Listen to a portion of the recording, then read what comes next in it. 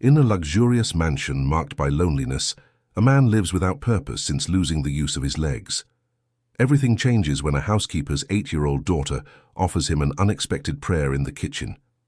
That small gesture awakens something greater than faith, a real chance to start over. If this story interested you, don't forget to subscribe to our channel and tell us which city you are watching from. Continuing, the alarm clock never needed to ring. Richard Miller always woke up at 5:30 in the morning before the sun painted the sky over the 3-story mansion. 3 years, 2 months, and 16 days since the accident. He counted each one like a man counting the days of a prison sentence. The first sensation was always the heavy silence that filled the 5,000-square-foot house, a silence that cost $3,000 a month in maintenance but couldn't buy a single second of peace. His hands found the wheels of the chair. The movement of transferring his body from the bed to the chair had become mechanical. 3 years of practice had transformed daily torture into routine. His legs hung like dead weights. Sometimes he dreamed he was still walking. The house was a museum of his old life. Paintings, expensive furniture, corporate trophies that had lost their luster. The office on the second floor remained untouched. There were the diplomas and the contracts that had made him a millionaire before 30. He had built a real estate empire, but now he couldn't build a single day worth living. In the gourmet kitchen, Richard prepared his breakfast: 2 pieces of toast, black coffee, and orange juice. The routine had been the same for 1,000 days. Victoria, his wife, had chosen to live in London after the accident. Officially, she looked after their European interests. In reality, she had fled. It was while trying to reach a glass in the highest cabinet that frustration hit him hardest. His hands shook as the glass slipped from his fingers and shattered on the Italian porcelain floor. The sound echoed through the empty kitchen like a stifled cry of rage. Shards of glass scattered across the floor, each fragment reflecting a distorted part of his face. Richard closed his eyes and let his breathing calm down. At 42, what used to be a simple gesture had become a daily reminder of his limitations. His cell phone rang, vibrating insistently on the black granite countertop. It was Marcus, his younger brother, likely calling from the company they used to own together, but which Marcus now managed alone.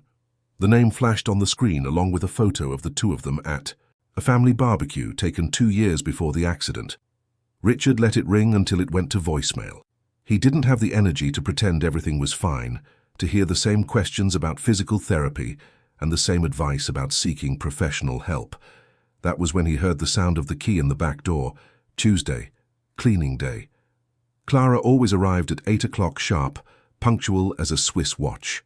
She was a woman in her mid-40s, her brown hair always tied in a simple bun, who had worked at the house for 2 years. Unlike the other employees he had fired for being overcautious or showing ill-disguised pity, Clara didn't treat him like an invalid. She did her work in respectful silence, greeted him politely, and left at the end of the day without trying to force conversation. But that morning something was different. Richard heard voices at the back entrance. An adult voice, familiar, and another higher, childish voice he had never heard before. Frowning, he steered his chair to the kitchen window that looked out onto the service patio. Clara was accompanied by a little girl who must have been about 8 years old. The child carried a pink school backpack decorated with butterfly drawings and looked around with genuine curiosity, showing no intimidation by the size of the property. Clara appeared in the kitchen a few minutes later, visibly embarrassed. Her hands fidgeted nervously with her light blue apron as she approached Richard, avoiding direct eye contact. "Mr. Miller, I am so incredibly sorry. My daughter's school cancelled classes today because of a major plumbing issue that flooded 3 classrooms. I have no one to leave her with and my mother is out of town. If you would allow it—" "How long?" Richard interrupted, his voice coming out harsher than he intended. "Just for today, sir. I promise to God she won't get in the way of my work. She is very quiet, very obedient. She'll stay in the laundry room drawing or doing her homework. You won't even notice she's here." The girl appeared at the kitchen door at that moment, as if she had heard the entire conversation and decided to introduce herself. her large dark eyes fixed on Richard without fear, exaggerated curiosity, or that disguised pity he so hated seeing on adults' faces. There was something in that look that unnerved him, a strange serenity for a child. "Good morning, sir," she said simply, in a clear and polite voice. Richard nodded briefly, studying the girl for a moment. She had her mother's skin tone, curly hair tied in 2 braids, and wore a simple but clean and well-kept school uniform. "She can stay, but I want no noise," he said finally, his voice softer this time. Clara sighed in relief and took her daughter's hand. "Thank you, Mr. Miller. Thank you so much. She won't be a bother, I promise." "What is her name?" Richard asked, surprised by his own curiosity. "Sophie," Clara replied, looking at her daughter with an affection that made something tighten in Richard's chest.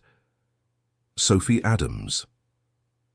As mother and daughter headed toward the laundry room, Richard went back to the living room, but something had changed in the rhythm of the house. The morning followed its normal course. Clara worked efficiently through the rooms, but Richard could hear the soft sound of colored pencils on paper coming from the laundry room, accompanied occasionally by a low song the girl was humming. It was a melody he didn't recognize, but it had something comforting about it. Richard tried to read, to watch television, anything to occupy his mind, but he found himself paying attention to the small noises that indicated the child's presence. Light footsteps in the hallway when she went to the bathroom, the sound of her talking softly with her mother, a muffled laugh when something amused her. It was strange how the house felt less empty. Around noon, when the sun was strongest and streamed through the large windows creating patterns of light on the floor, the silence was broken by a strange noise coming from the kitchen. A muffled groan followed by the sound of something heavy hitting the floor. When Richard got there, moving his chair as fast as he could, he found Clara collapsed on the floor, unconscious. Sophie was kneeling beside her mother, calling her name in a controlled voice, but Richard could see the panic growing in her dark eyes. "Mommy, please, wake up, Mommy!" The girl's voice was getting higher, more desperate. "Call an ambulance," Richard said, trying to stay calm as he approached, and pulled his cell phone from his pocket with trembling hands. "Now, Sophie, dial 911. But as he reached down from his chair to check Clara's pulse, leaning against the cold kitchen floor, it was he who felt the world spin. The smell of her perfume mixed with cleaning products, the heat of the unconscious body, the presence of the terrified child calling for her mother. It all took him back to that day 3 years ago when he had lost everything in a matter of seconds. The smell of burning rubber, Victoria's scream, the exact moment he felt his legs stop responding. Sophie watched him intently, as if she could read his thoughts and see beyond the mask of control he maintained. "Are you okay, sir?" she asked with a disconcerting maturity, even as tears began to form in her eyes. Richard didn't answer. He didn't know if he was. Clara remained motionless on the floor, and he could feel his own breathing becoming irregular. The girl kept looking at him, waiting for him to do something, to take control of the situation. But for the first time in 3 years, Richard Miller didn't know what to do. The sound of the siren echoed through the mansion. Richard remained on the kitchen floor next to Clara, while Sophie held her mother's hand and whispered incomprehensible words. Tears ran down the girl's face, but she maintained a serene posture, as if accustomed to crises. The paramedics entered and took control, moving Richard and Sophie aside. They checked vital signs and applied oxygen. Sophie answered questions about her mother's medical history, high blood pressure, occasional fainting spells, medication she took in secret. "Is she going to be okay?" Sophie asked the younger paramedic, her voice small but firm. "We're taking her to the hospital for tests, honey. Do you have any family members we can call?" Sophie looked at Richard, as if expecting him to answer. But he was lost in his own memories, reliving the moment the paramedics pulled him from the wreckage of the car, when his own life had changed forever. "My grandmother is away," Sophie finally replied. "She won't be back until next week." The paramedic frowned. "And your father?" "I don't have a father," the girl said simply, without self-pity. "It's just me and Mommy." Richard felt something tighten in his chest. He knew that loneliness, that feeling of having only one person in the world. When Clara was placed on the stretcher and taken to the ambulance, Sophie stood in the kitchen, small and lost, looking at the spot where her mother had fallen. "You can go with her," Richard said, his voice coming out hoarse. "To the hospital." Sophie shook her head. "Children aren't allowed to stay alone at the hospital, and I don't have anyone to pick me up afterward." She looked at him with those dark, serious eyes. "Would you let me stay here until Mummy comes back?" The question caught him off guard. Richard didn't know how to deal with children. He had never spent time alone with one. Victoria and he had tried to have children in the first years of their marriage, but later gave up focusing on their careers. Now, looking at Sophie, he wondered what it would have been like to have a daughter. "She can stay," he said finally, surprising himself with his own answer. The hours that followed were strange and uncomfortable. Sophie sat in the living room, far too quiet for an 8-year-old, flipping through a magazine without really reading it. Richard tried to return to his routine, but found himself looking at her, noticing small details, how she bit her lip when she was worried, how her feet dangled from the high armchair, how she discreetly wiped away tears when she thought he wasn't looking. Around 3 in the afternoon, Clara's phone rang inside her bag, which had been forgotten in the laundry room. Sophie ran to answer it. "Hello? St. Luke's Hospital. Yes, I'm her daughter." The girl's voice grew tense. "What do you mean you need a responsible adult?" "But I am responsible. I'm 8 years old." Richard approached and held out his hand. "Give me the phone." Sophie hesitated for a moment before handing over the device. "This is Richard Miller," he said, using the authoritative tone he employed in business meetings. "I am Clara Adams' employer. Her daughter is under my responsibility. What is the situation?" The nurse on the other end of the line explained that Clara was stable, but would need to stay under observation for at least 2 days. Tests showed signs of extreme stress and malnutrition. She needed rest and medical follow-up. When Richard hung up, Sophie was looking at him expectantly. "Your mother is going to be fine, but she needs to stay at the hospital for a few days," he explained, trying to use a gentle tone. 2 days, maybe 3. Sophie nodded, absorbing the information. "And me?" "You stay here." The simplicity of the answer seemed to comfort the girl. She went back to the armchair, but this time she picked up one of the books from the shelf. Richard noticed it was a volume of poetry by Emily Dickinson, far too complex for her age, but she flipped through the pages with genuine interest. "Can you read that?" he asked.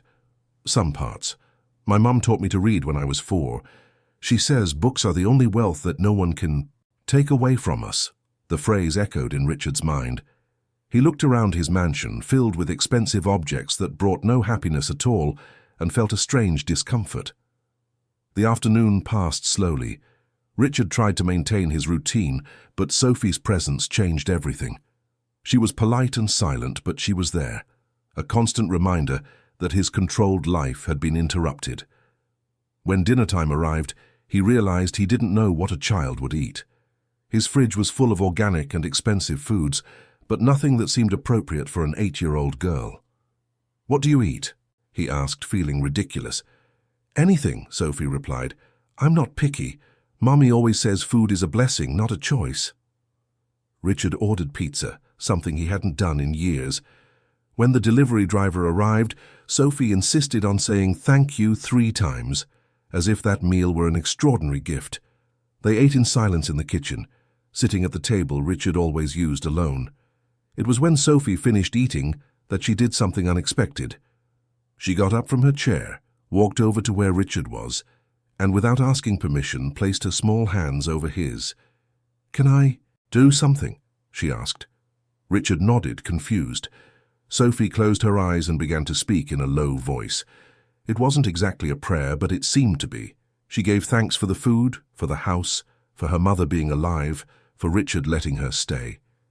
And then, unexpectedly, she said, "And thank you for taking care of Mr. Miller, too. He seems very sad and lonely. Help him not to be so afraid." Richard felt something strange in his legs. A slight tingling, almost imperceptible.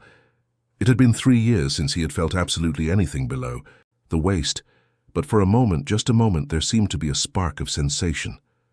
"Sophie," he said when she opened her eyes. "What was that?" "My mom taught me to give thanks. Always. Especially when we're afraid or sad. She says when we give thanks, we remember we're not alone." The tingling in his legs had passed, but the strange feeling in Richard's chest remained. He didn't know if it was discomfort, emotion, or something he couldn't name. That night, Sophie slept in the guest room that hadn't been used in years. Richard helped her find improvised pajamas in one of his t-shirts, which was huge on her. When he left her alone, he thought he would fall asleep immediately after such an exhausting day. But at 2 a.m, he woke up to a strange sound. Footsteps in the hallway, followed by a low voice. He steered his chair to Sophie's room and found her sitting on the bed, talking to herself. "Is everything okay?"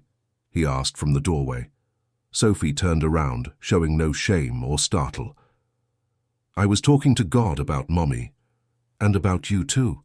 "About me?" "Yes, I asked him to help you not have so much anger in your chest. It must hurt a lot to be angry all the time." Richard was silent for a long moment. The simplicity of the girl's observation disarmed him. She could see through him in a way no adult had managed in 3 years. "Shouldn't you be sleeping?" he finally asked. "I don't sleep much when I'm worried. Mommy says it's normal." "And what do you do when you can't sleep?" Sophie smiled for the first time since her mother had fainted. "I count stars. Want to see?" She got up and walked to the window, opening the curtains. The sky was clear and a few stars were visible, even with the city's light pollution. "You can't see many from here, but you can see some," she said. "Mommy taught me that each star is a person God is taking care of. When I look at them, I remember He's taking care of Mommy too." Richard approached the window. It had been years since he had looked at the night sky. In the wheelchair, he was almost at the same height as Sophie, and for the first time in a long time, he didn't feel diminished. "That one there is the brightest," Sophie said, pointing. "I always choose that one for Mommy." "And that one?" Richard pointed to another star, smaller and more distant. "That one can be yours if you want." They stood there for a few minutes, looking at the sky in silence. Richard felt something he hadn't experienced in years, momentary peace, not happiness, not optimism, just an instant of internal silence. But when he returned to his room, reality hit him hard. He didn't know how to take care of a child. He didn't know what to do with Sophie for the next few days. And even more frightening, he didn't know why her presence affected him so much. That was when the phone rang. 3:15 in the morning. On the other end of the line, a voice he recognized immediately that made his stomach churn. Victoria. "Richard? I need to talk to you. I'm coming back to New York tomorrow. There are some things we need to resolve." Richard gripped the phone tightly. Victoria's voice sounded different, colder, more determined. "Victoria, it's after 3 in the morning. I'm at Heathrow in London. I arrive at JFK.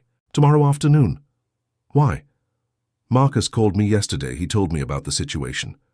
"What situation?" "A child living in your house. A maid you took to the hospital. Marcus is worried." Irritation rose in Richard's throat. "Worried? You who fled to another continent the moment I needed you most." "I didn't flee. Someone had to look after the European investments, and you weren't in a condition to make rational decisions. And from what Marcus said, you still aren't. Marcus doesn't know anything. He knows you're getting emotionally involved with a maid and her daughter. You're spending money, letting a strange child into our house." "Our house?" Richard interrupted. "You haven't stepped foot in here in 3 years. This is my house. Legally, it's still ours, just like the company." The words hit him like stones. "What do you want?" "I want to talk, in person. There are some decisions we need to make." "About what?" "About us. About the divorce. About the division of assets." "And the company?" "Marcus and I talked. He's willing to buy out your share. For a fair price, of course." "Marcus and you talked?" Richard repeated the words slowly. "How long have you two been planning this?" "Since it became clear you weren't coming back to work. Since it became clear that—" She hesitated. "That I wouldn't walk again." Yes. Her brutal honesty hit him like a punch to the stomach. At least she wasn't pretending anymore. Marcus's office, 3 in the afternoon, Victoria said. Don't make this harder than it needs to be. The call ended. Richard stared at the phone for several minutes, trying to process what had just happened. 3 years of an official marriage, but a de facto separation had come to an end in a 10-minute conversation in the middle of the night. That was when he heard footsteps in the hallway. Sophie appeared at the bedroom door, her hair messy and her eyes wide with sleep. "Are you okay, sir?" she asked. "I heard voices." "I was on the phone." "Go back to bed." But Sophie didn't move. She studied him for a moment with those sharp eyes that seemed to see beneath the surface. "You're sad," she said. It wasn't a question. "I'm tired." "No. Sad." Sophie entered the room and sat on the edge of the bed, at the same height as Richard in his chair. "My mom gets like that sometimes, when she remembers my dad. You said you didn't have a father." "I don't anymore, but I did." Sophie swung her legs. "He left when I was very little. Mommy gets sad when she remembers him, but she says it's normal to feel sadness when someone we love goes away." The simplicity of the observation left Richard speechless. How could an 8-year-old child understand something he was still struggling to accept? "Sophie, you need to know something," he said after a moment. "Tomorrow afternoon I have to go out. I'm going to leave you with the neighbor, Mrs. Nelson. It's just for a few hours." "Okay." Sophie didn't ask why, but Richard saw the worry in her eyes. "Is it about the phone call?" He hesitated. "How do you explain to a child that your life is falling apart for the second time in 3 years? Some people are coming to talk to me about business, boring adult stuff." Sophie nodded, but Richard had the impression she understood more than she showed. "Can I pray for you?" The question surprised him. "Pray for me?" "So that the conversation is good. So that you won't be sadder afterward." Richard was going to say no, but something in the girl's expression made him hesitate. "If you want." Sophie closed her eyes and joined her hands. "Thank you, God, for taking care of Mr. Miller today. Help him be strong in the conversation tomorrow. And if he has to be sad, help him not to be alone with the sadness." She opened her eyes and looked directly at him. "Amen." "Amen," Richard repeated, surprised by his own response. Sophie got up to go back to her room, but stopped at the door. "Mr. Miller." "Yes?" "My mom always says God doesn't take the bad things out of our lives, but he stays with us in the middle of them. Maybe it's like that for you too." After she left, Richard stayed awake until dawn, looking through the window at the garden he hadn't visited in years. Sophie's words echoed in his mind, mixed with Victoria's cold voice and the growing feeling that his life was about to change once again. When the sun rose, he made a decision. He called the hospital to check on Clara's condition, stable, but she would still need to stay for 2 more days. Then he called Mrs. Nelson, the neighbor, explaining that he would need to leave Sophie with her for a few hours in the afternoon. The woman, a kind widow in her 70s, readily accepted. The day passed slowly. Sophie helped Richard prepare breakfast. Her presence had become strangely comforting. During breakfast, she told him about a dream she had of her mother, where Clara was in a garden full of white flowers. "My mom says dreams are sometimes messages," Sophie said. "Maybe it's God saying she'll get better soon." Around 2 in the afternoon, Richard accompanied Sophie to Mrs. Nelson's house. The neighbor received the girl with motherly affection. "Everything will be okay," Sophie said. "Sometimes hard conversations turn out to be good surprises." Marcus's office was in the same building where the company had operated for 15 years. Richard hadn't stepped foot there since the accident. The marble lobby brought back memories of who he used to be. Marcus and Victoria were already waiting. Victoria was impeccable, cold, beautiful in a way that no longer touched his heart. She wore a navy blue suit he recognized. Marcus looked uncomfortable, avoiding eye contact. "Richard," Victoria said, standing up. "Victoria." He steered his chair to the mahogany table. "Marcus." "Brother, how are you?" Marcus finally looked at him. "You called this meeting. What is this about?" Victoria placed a folder on the table. Let's get straight to the point.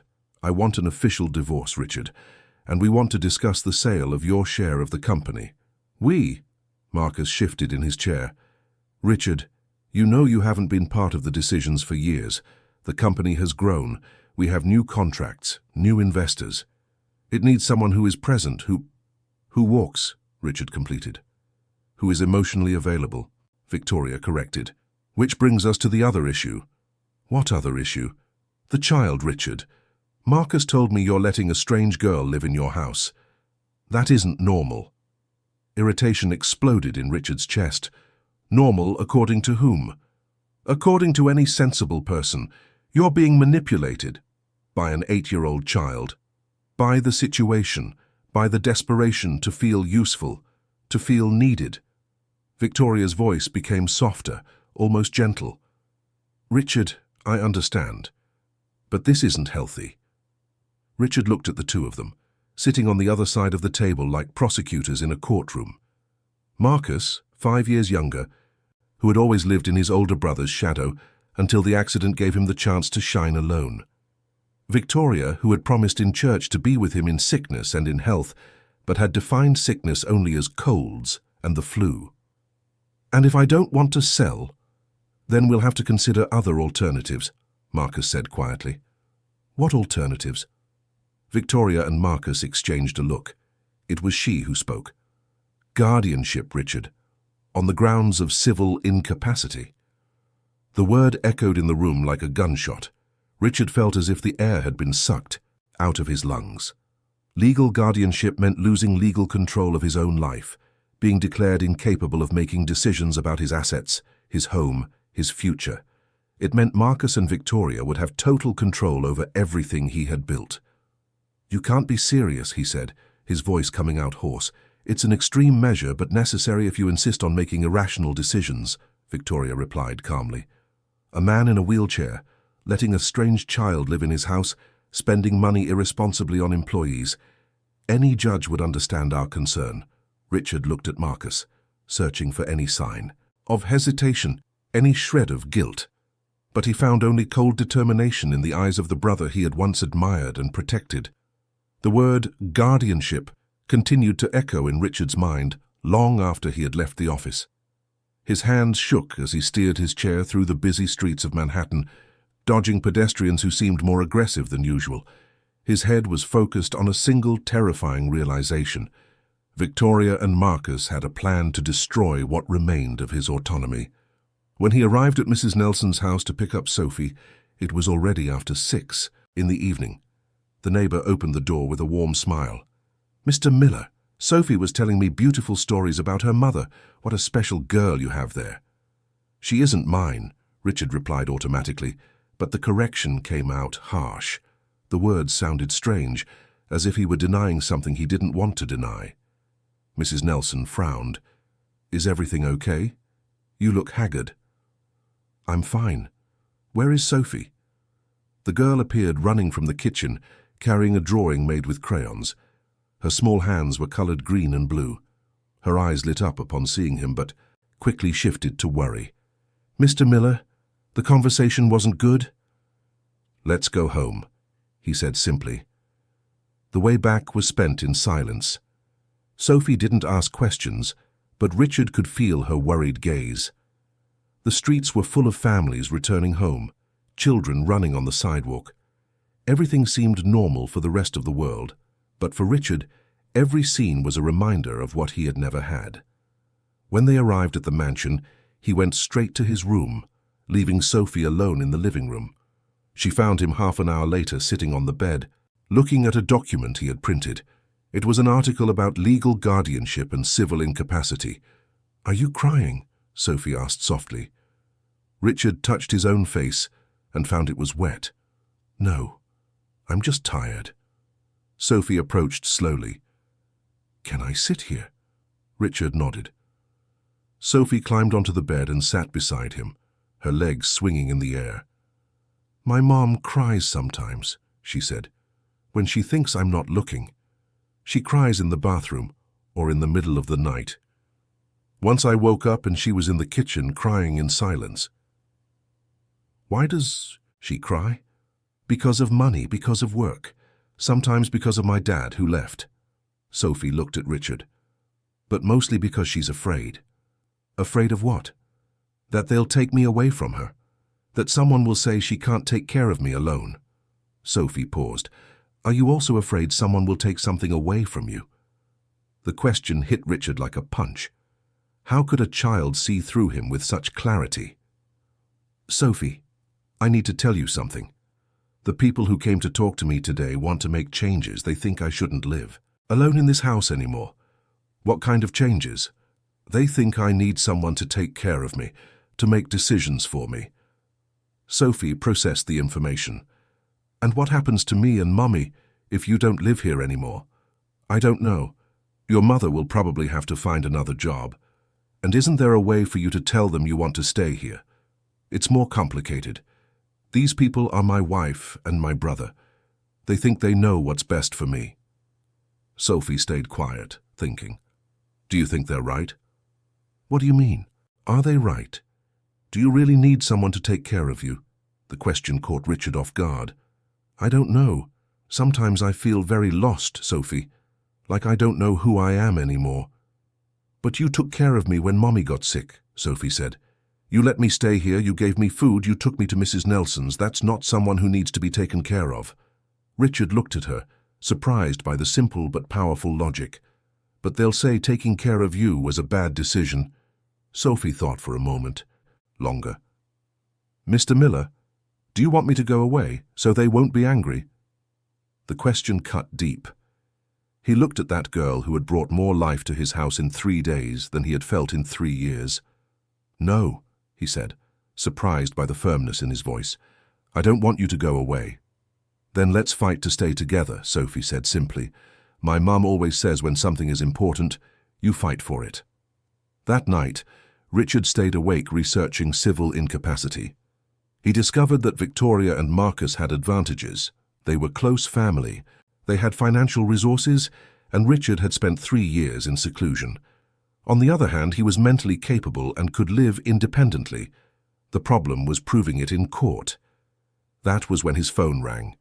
2 in the morning. Hello? Richard Miller? The voice was female, professional. Yes. This is Amanda Sterling, attorney at law. I received a call today from a journalist asking about a guardianship proceeding against you. Someone leaked the information to the press. Richard's heart raced.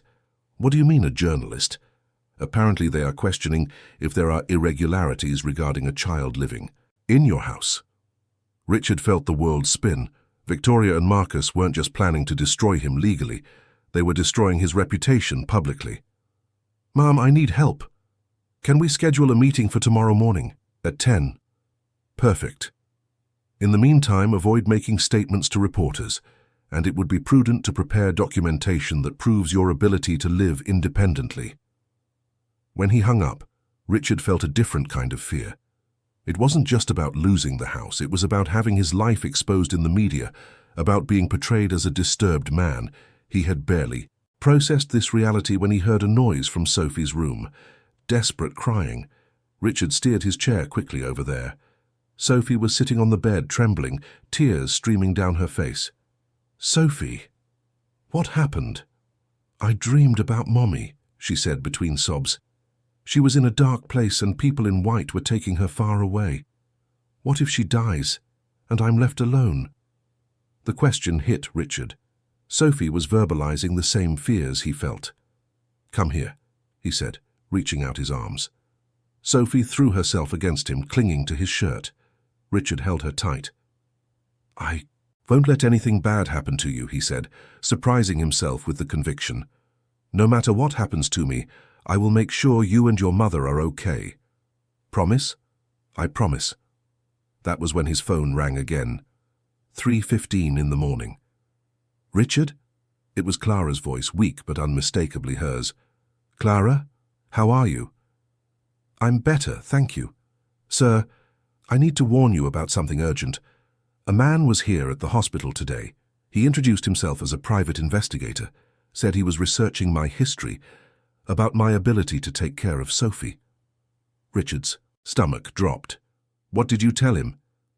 I didn't say anything, but he asked the nurses a lot of questions about my health, about how many times I've fainted. Clara's voice broke. Mr. Miller, they're trying to prove I'm an irresponsible mother to use it against you, aren't they? Richard closed his eyes. The situation was worse than he imagined. They weren't just attacking him, they were attacking Clara and Sophie too. Clara, don't worry about that now. You need to recover. But Sophie, sir, is everything okay with her? She's here with me, she's fine, I promise. There was a long pause. Mr. Miller, if things get complicated, if it's better for Sophie to be away from this mess— No, Richard interrupted. Sophie stays here while you recover, and when you get out of the hospital, we'll resolve this together. When he hung up, Sophie was looking at him with those serious eyes. Was that Mommy? It was. She's better, and she sends kisses. And the mess she talked about? Is it about the people who want to take you out of the house? Richard nodded. Sophie stayed quiet, processing. Mr. Miller. I think now they also want to separate me and Mommy, don't they? Richard couldn't lie. Maybe. Sophie snuggled closer to him. Then now it's the three of us against them. The three of us? You, me, and Mommy. We're going to fight together. Richard looked down at that girl who spoke of fighting so naturally and felt something he hadn't felt in years, a purpose that went beyond his own pain. For the first time in 3 years, he had something to fight for that was bigger than himself. But in the back of his mind, a voice whispered that maybe it was already too late, that Victoria and Marcus had started a war he didn't have the resources to win, and that, in the end, Sophie and Clara might pay the price for his obstinacy. Outside, the first rays of sun began to appear on the horizon, but for Richard, it felt like the darkness was just beginning. Amanda Sterling's office was on the 20th floor on Park Avenue. Richard arrived with Sophie, both of them nervous. If this conversation is about our family, I need to be there, she had said that morning. Our family. The words echoed in Richard's mind. Mr. Miller, a woman in her 40s, approached the reception desk. I'm Amanda Sterling, and you must be Sophie. Sophie greeted her politely, but stayed close to Richard. The lawyer led them to a conference room with a view of the city. Before we begin, Amanda said, I received 2 calls yesterday. One from Marcus's PR team, offering an official version of the facts to the press. Another from an investigative reporter questioning guardianship irregularities. Richard's heart sank. They're accelerating the process. Exactly. They want to pressure you before the situation goes public and out of their control. Amanda looked at Sophie, then back at Richard. What exactly is Sophie's legal situation? Are you her guardian? No, Richard admitted, feeling vulnerable. She's here temporarily while her mother recovers in the hospital. And is there any formal documentation, written authorization from the mother? Richard shook his head, realizing how problematic that sounded. Amanda made several notes on her pad. Mr. Miller, I'm going to be completely direct because we don't have time to beat around the bush. From a legal standpoint, your situation is extremely vulnerable. A man with no family ties to the child, without formal authorization, in the midst of a potential guardianship proceeding. This will be used immediately as evidence of a lack of judgment. Sophie shifted uncomfortably in her chair. Ms. Sterling, can I speak? Of course, honey. Your opinion is very important here. Mr. Miller hasn't done anything bad to me. He took care of me when my mum got sick. He gave me good food, a room to sleep in. He took me to the neighbor's house when he had to go out. I don't understand why that's a problem. Amanda looked at the girl with renewed attention. Sophie, do you like being here? I like it. A lot. He's kind to me. He listens when I talk. He doesn't yell. And I think he's less sad when I'm around. Amanda made more notes, this time with a more thoughtful expression. We need Clara here to immediately formalize the situation. She needs to sign a specific temporary authorization. Without that, we are in a very dangerous legal zone. She's still hospitalized, but she should be discharged today or tomorrow. In how much time exactly? At least 1 more day, at most 2. Amanda frowned, visibly worried. Mr. Miller, we have maybe 24 to 48 hours before this explodes in the media. When it happens, Child Protective Services will be automatically triggered and will take Sophie immediately. Sophie grabbed Richard's arm, her eyes filling with fear. What is Child Protective Services? They are people who work to make sure children are safe, Amanda explained gently, but sometimes they have to take children away temporarily to investigate. But I'm fine, Sophie protested. I don't want to leave. Richard felt something tighten in his chest. Ms. Sterling, what exactly can we do? First, we need that authorization from Clara. Second, we need to document that you have the capacity to care for Sophie. Medical exams, psychological evaluation. How long does that take? Weeks, possibly months. But we don't have weeks. No. There is a risky alternative. We force an emergency hearing, argue that taking Sophie would be traumatic, and try to buy time. Sophie looked from Richard to Amanda. Does that mean I can stay? It means we're going to fight, honey, but I can't promise anything. When they left the office, Richard felt crushed. Sophie walked beside his chair, quiet. Mr. Miller, I understand that people want to take me away because they think you can't take care of me. That's basically it. But that doesn't make sense. You take better care of me than a lot of people. You listen to me, you protect me. Sophie's faith was comforting and devastating. When they got home, Richard found 3 cars parked in front of the mansion. His heart raced until he recognized one. It was Clara's. But what was she doing there? Mrs. Nelson appeared at the gate, worried. Mr. Miller, Clara is here, but she's not alone. There are people with her who look like officials. Richard steered his chair to the entrance, Sophie running beside him. The door was open. Voices were coming from the living room. They found Clara sitting on the sofa, visibly weak but forcing herself to maintain an upright posture. Beside her was a woman with a clipboard and a man in a suit. "Mommy!" Sophie ran to Clara, who hugged her tightly. "Hi, my love, I missed you so much." The man in the suit stood up. "Mr. Richard Miller, I'm Charles Sullivan from Child Protective Services. This is social worker Martha Smith." Richard's stomach dropped. "We received an anonymous tip about a minor residing irregularly on this property, under the care of a person who may not have the legal capacity for such responsibility." Clara stood up, even as weak as she was. "Mr. Sullivan, as I explained, my daughter is here with my authorization. I've worked for Mr. Miller for 2 years. When I got sick, he offered to take care of Sophie. Ms. Adams, the tip mentions that Mr. Miller may be undergoing a guardianship proceeding. If that is true, he may not have legal competence." Sophie clung to Clara. "Mummy, do they want to take me away?" Clara looked at Richard with desperation. Richard took a deep breath. "Mr. Sullivan, there is no guardianship proceeding against me. These are just threats from family members with financial interests." The social worker made notes. "Mr. Miller, we will need to document this formally. In the meantime, it would be prudent to transfer the minor to a temporary shelter." "No," Sophie screamed. "I don't want to go to a shelter.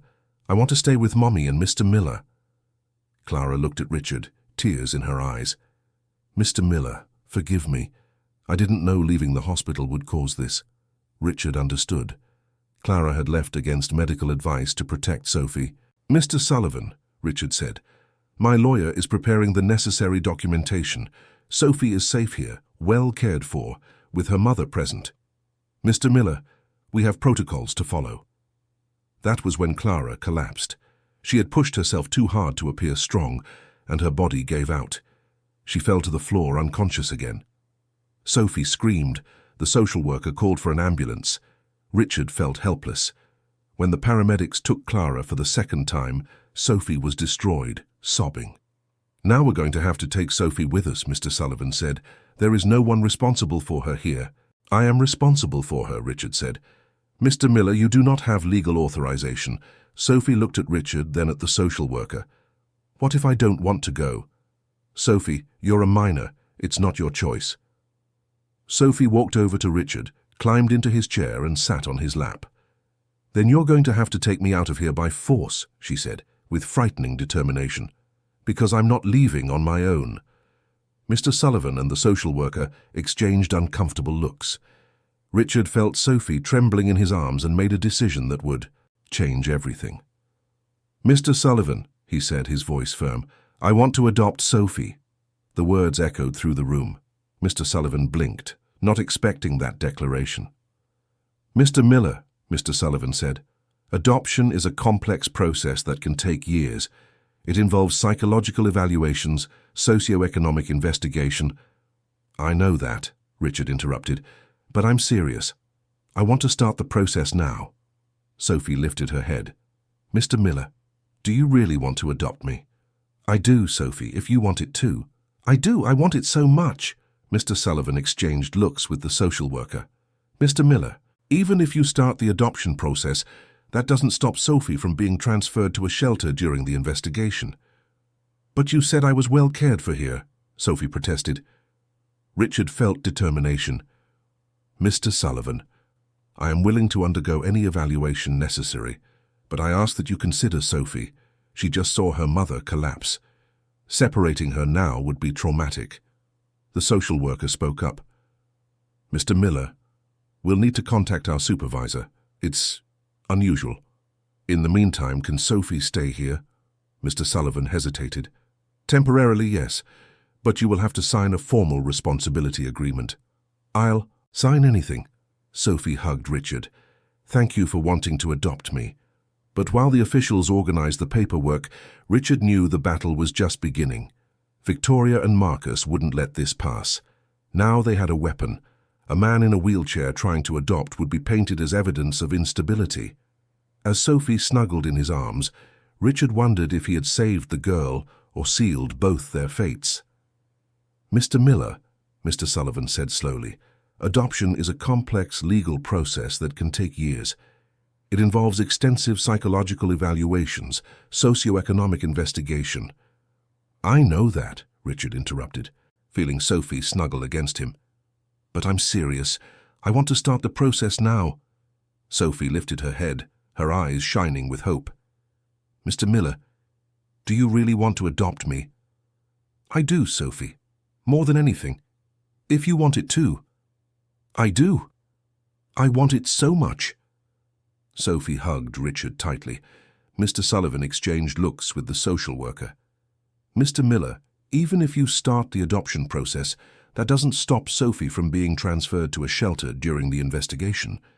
"But you said I was well cared for here," Sophie protested. Richard felt determination growing inside him.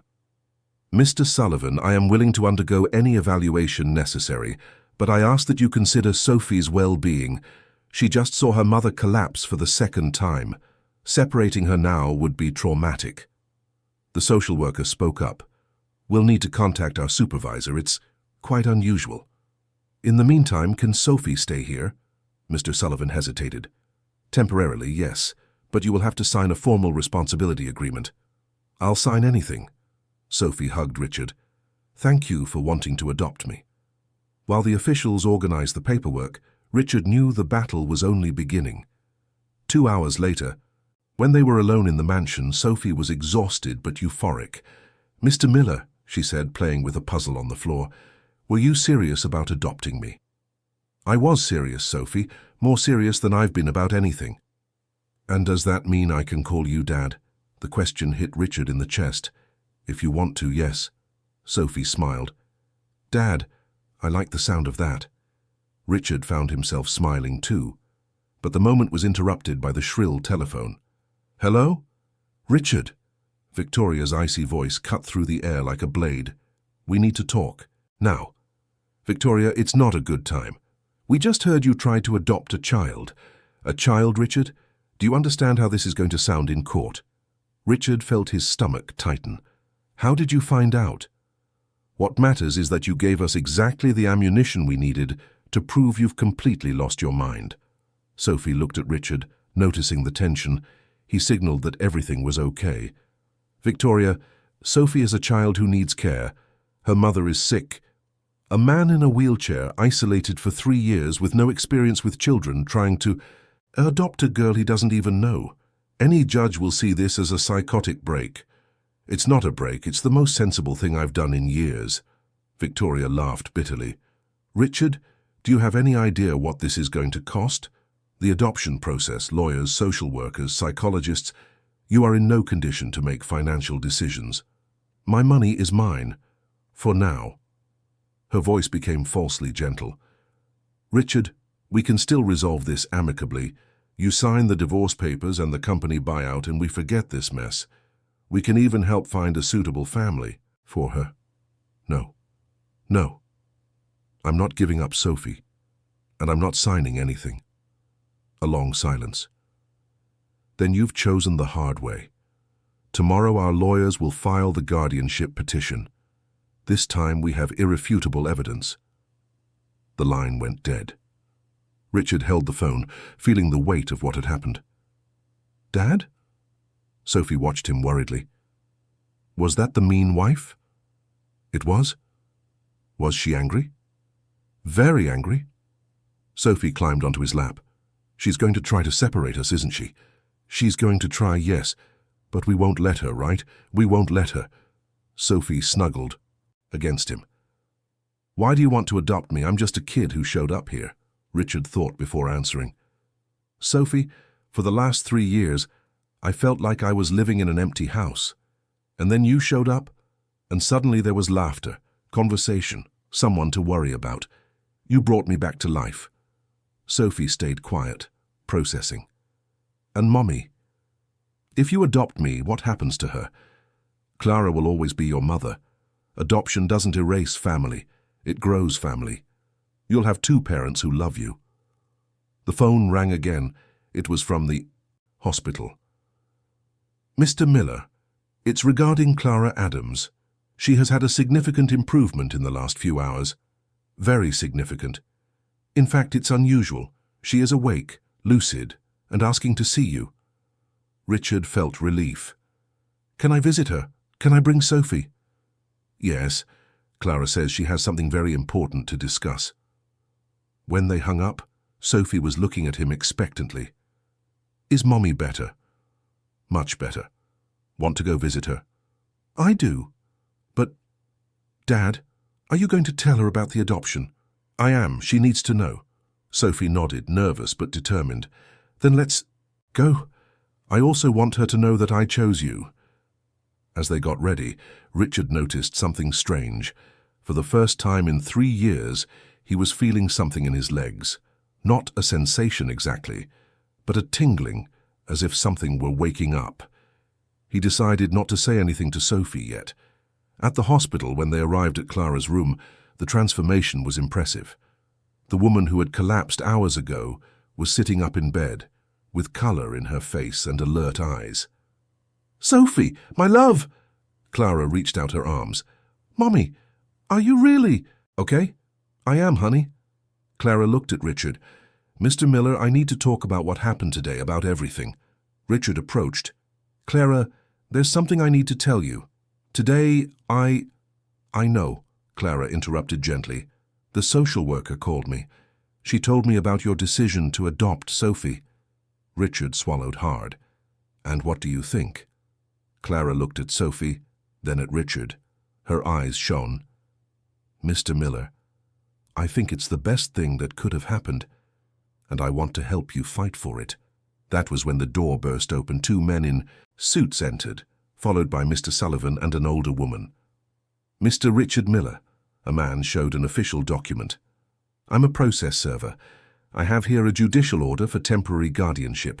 You are prohibited from making any legal decisions related to adoption or child custody until a full psychiatric evaluation is completed.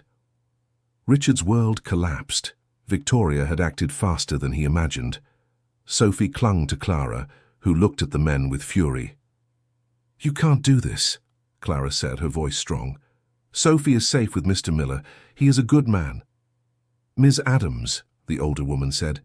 I'm Helen Carter from the District Attorney's Office. Unfortunately, we have to follow the court order. Sophie will be transferred to a temporary shelter while the situation is resolved. No, Sophie screamed. I don't want to go. Dad, don't let them take me. Richard knew that legally he had no choice. The document was official. That was when Clara did something surprising. Ms. Carter, she said, standing up on the bed with determination. "I would like to formally name Richard Miller as my daughter's temporary guardian. As her mother, that is my legal right." Mr. Sullivan frowned. "Ms. Adams, Mr. Miller is under temporary incapacity. He cannot—" "Then," Clara interrupted with a determination no one expected, "I would like to request official joint custody, half with me, half with him, and while I recover, he is responsible." Ms. Carter and the officials exchanged confused looks. It was a situation they hadn't foreseen. "Ms. Adams," Ms. Carter finally said, "that would be technically possible, but—" "Mommy," Sophie whispered, "what are you doing?" Clara looked at her daughter, then at Richard. "I'm fighting for our family, honey, our new family." As Clara spoke, Richard felt the tingling in his legs intensify. For the first time in 3 years, he had the sensation that maybe, just maybe, he could move his toes. But even with this small miracle, he saw in the eyes of the officials that this was just the beginning of a very long battle. Victoria and Marcus wouldn't give up easily. The question hanging in the air was, how many miracles would they need to win? And would Richard be able to protect Sophie while fighting for his own impossible recovery? Outside the room, through the window, the sun set slowly over New York, tinting the sky in golden tones. But for Richard, it felt like a new war was just beginning. And this time he wasn't fighting just for himself. He was fighting for a family he never knew he wanted, but now couldn't imagine losing. Clara's proposal created silence. Ms. Carter flipped through documents. "Joint custody is possible, but with the incapacity filing—" "The incapacity is questionable," Clara interrupted. "Mr. Miller took better care of her than many fathers." "What do you propose?" Richard asked. "Sophie stays here for 48 hours, hearing Thursday at 2 p.m. Richard felt his heart tighten. The tingling intensified. He managed to move his big toe for the first time in 3 years. "Dad," Sophie said quietly, "will you fight for me?" "I will fight with all my strength." "Sophie," Clara said, "let's pray." The three of them held hands. "God," Sophie began, "help the judge see that Dad is good, and make his legs better. Amen." At the moment of the prayer, Richard felt the tingling spread through both legs. He managed to move not just his toes, but felt sensation in his calves. He decided not to say anything yet. 2 hours later at the mansion, Marcus called. "It's about the child. This could destroy you. The only thing that will mark Sophie is if you take her away from me. Are you prepared? You've been in that chair for 3 years. Marcus, if you continue, I'll go public with the company's irregularities." "What irregularities?" "Overcharged contracts, shell vendors, diverted funds. I have everything." "That's blackmail. It's self-defense. Stop, or I hand everything over to the IRS. That night, he tested his legs. He managed to stand for a few seconds. His legs shook, but they held him. It was a miracle. In the morning, Amanda Sterling called. "Richard, have you seen the papers?" "No." "Unstable businessman tries to adopt child as therapy. Paralyzed man obsessed with girl. They're painting it as sick. It's psychological warfare. Come to the office. I brought a psychologist." At 8, he left the house and found TV vans at the door. He was surrounded. "Mr. Miller, have you developed an obsession with the girl?" He managed to move his chair more quickly, driven by indignation. At the office, psychologist Dr. Beatrice was waiting for him. "What do you feel for Sophie?" "Paternal love. Sophie brought me back to life. Have you noticed physical changes? I'm recovering sensation in my legs. Healthy bonds can have positive effects." The phone rang. It was from the hospital. "Mr. Sullivan here. Clara had a serious relapse. Sophie is in a panic, refusing to talk to anyone. I'm going now." The press found out. There are journalists at the hospital. At the hospital, he found Sophie crying next to an unconscious Clara. "Dad, Mommy got really bad, and they're saying mean things on TV. I'm here. I'm not leaving. I'm scared they'll take me away forever." Richard hugged Sophie. He felt a sensation running through his legs. "Sophie, remember our prayer?" "I remember. God listened. I'm starting to move my legs again." Sophie pulled back. Really? Richard moved his feet. Sophie saw it and was filled with hope. It's the miracle. Mr. Sullivan entered with a grave expression. Mr. Miller, we received a court order. Sophie must be transferred to a shelter immediately. But the hearing is tomorrow. It was moved up to today at 3 p.m. Richard looked at the clock. 11:30 a.m. 3.5 hours. With Clara in serious condition and media pressure, your chances aren't good. When he returned, Sophie was praying. Clara opened her eyes. Sophie? Mommy, you woke up. The hearing. When is it? Today at 3. I need to be there. Clara, you can barely stand. If they take Sophie today, we might not get her back. Mr. Sullivan approached. I don't recommend you leave. Sir, do you have children? I do. Then you understand that a mother will do anything for her children. Clara took Richard's hand. I'm going to fight by your side. We are family. At 2 p.m. they left the hospital, a crowd of journalists and cameras. Richard was no longer running. Holding Sophie, he faced the cameras. Mr. Miller, how do you respond to the accusations? I'm a man who found a family and is going to fight for it. And then, in front of dozens of cameras, Richard did something shocking. With Sophie in his lap, he managed to stand up, publicly demonstrating his recovery. The cameras caught everything live. When they arrived at the courthouse, Richard knew the final battle was about to begin. For the first time in 3 years, he didn't feel like a victim. He felt like a father fighting for his daughter. Would it be enough to convince a judge? The room was packed. Journalists, lawyers, discreet cameras. Judge Helen Vance entered at 3 p.m. My decision will be based on the best interest of the child, Sophie. On the right side, Victoria's lawyers. On the left, Richard with Amanda and Clara. Mr. Farris, present your arguments. Mr. Farris stood up. A vulnerable person making irrational decisions. Richard developed an emotional fixation after 3 years in a chair. We have reports of depression, isolation. This is desperation. He is physically incapacitated. How would he react in an emergency? I propose guardianship and transfer to a structured family. The room became tense. Ms. Sterling, your arguments. Your Honor, neurological exams prove significant recovery. Richard is regaining movement. Yesterday he stood for the first time in 3 years. It demonstrates that far from depression, he is experiencing a recovery attributed to emotional well-being. We have testimony that the relationship is healthy, and the biological mother supports the adoption. Ms. Adams, can you speak? Clara stood up. I saw how he takes care of my daughter. Sophie found in him the father she never had. A mother wants the best. Alone I can't offer everything. But together, we can give her a future, Mr. Farris protested. Emotional theatre. An incapacitated man cannot be a guardian. The judge decided. I want to speak with Sophie, the room whispered. I always hear from the child. Bring Sophie in. Sophie entered, looking small, but ran to Richard. Dad! Sophie, sit here. Why are we here? People think Dad can't take care of me. And do you think so? They don't know him. He takes very good care, teaches me, plays, protects. If you had to choose, new people or Mr. Miller? I choose Dad. We are family. Even with him in a wheelchair? Sophie smiled. But he won't be in it forever. God is making a miracle. He can already move his legs. The room fell silent. Are you sure? I am. Yesterday he showed me. Today he stood up. Mr. Farris. Childish fantasy. The judge raised her hand. Mr. Miller, can you demonstrate?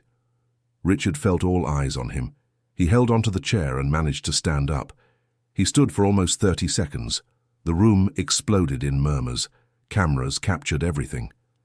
This case requires deeper analysis. 2-hour recess. Richard held Sophie and Clara's hands. Dad, whispered Sophie, is the judge going to let us stay together? Richard looked into Sophie's hopeful eyes. In 2 hours his life would be decided. For the first time since it all began, he didn't know the outcome. The recess felt like an eternity. Richard, Clara, and Sophie stayed in a room, eating sandwiches that no one could taste. "Dad, what if the judge says no?" Richard pulled her onto his lap. "Regardless of what happens, you will always be my daughter." Clara held Richard's hand. Finding you was the best thing in Sophie's life. At 5:30 p.m. they were called back. The judge returned with an unreadable expression. "After careful analysis, this is one of the most complex cases I have ever judged." Richard felt his heart stop. On one hand, arguments about physical capacity. On the other, evidence of recovery and genuine bonds. The room was silent. But there is one factor that stands out: the child's well-being. Sophie flourishes under Mr. Miller's care. Judge Vance paused. The physical recovery indicates a renewal that doctors attribute to his new purpose. Therefore, I grant joint custody to Clara Adams and Richard Miller, with primary residence with Mr. Miller. I also authorize the adoption process. The room exploded. Sophie screamed with joy. Clara cried, "Dad! Dad! Dad!" Sophie repeated. "Mr. Miller, you will be monitored by social workers for 6 months. I will do everything to be worthy of this trust." When they left, journalists asked different questions. "Mr. Miller, how does it feel to be a father?" "Happy beyond words," he replied, holding Sophie. "This girl brought me back to life." 6 months later. Richard walked on the porch, watching Sophie play. His legs had grown progressively stronger. Doctors called it a miracle. He called it love. Clara moved into the guest cottage. Sophie had a complete family. "Dad, come play." Richard walked to her. "Sophie, I have an idea. How about a house where other children without families can stay? Like an orphanage? Better. Where they feel loved while they wait for families. Can we do that?"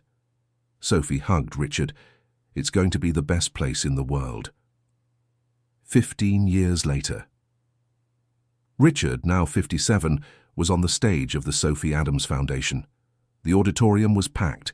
15 years, 12 shelters, 1,000 children found homes, 80% with adoptive families. Today I pass the presidency to someone who knows our mission better than anyone. Sophie walked onto the stage, 23 years old with degrees in psychology and social work. "When I was 8, my mum got sick. A man in a chair appeared and changed my life." Richard was in the front row next to Clara. "My father taught me that family is a choice, that love is a decision, that miracles happen when we open our hearts. Because of that, I promise the foundation will continue to be a place where children find a new chance at life." Afterward, Richard and Sophie walked through the gardens. "Sometimes I think about what would have happened if we hadn't found each other." "Don't think about that. Think about what we still have to do." Richard pointed to an empty plot of land. "House number 13. Sophie laughed. "You never stop. There are still many Sophies waiting for a family." They stopped in front of the plaque. The Sophie Adams Foundation. Where children find families and families find purpose. "Dad, thank you for not giving up on me." "Sophie, thank you for not giving up on me." As the sun set over the city, it illuminated 2 hearts that found each other when they needed it most. And it illuminated 13 houses full of children who now knew someone loved them. The man who lost everything found more than his legs. He found a soul, a purpose, a family. The girl who almost lost everything found more than a home. She found a life's mission. Together, they created a miracle that multiplied into 1,000 little miracles. Sometimes, a child praying can change the world. One child at a time. One family at a time. One miracle at a time. The end. Dear listeners, we hope the story of Richard, Sophie, and Clara has touched your heart. If you were moved by the courage of an 8-year-old child who changed the life of a man in a wheelchair through the power of prayer and true love, leave your like, subscribe to the channel, and tell us in the comments what marked you most in this story. Every day we bring intense stories like this one, which reveal the deepest side of the human soul, showing that true wealth lies in the bonds we build, in the courage to fight for those we love, and in the generosity of multiplying the good we receive. As Sophie taught us, sometimes God answers our prayers in ways we never imagined, and a single child can be the miracle someone was waiting for. We wait for you in the next episode with another narrative that will move your emotions and make you reflect on the values that really matter in life.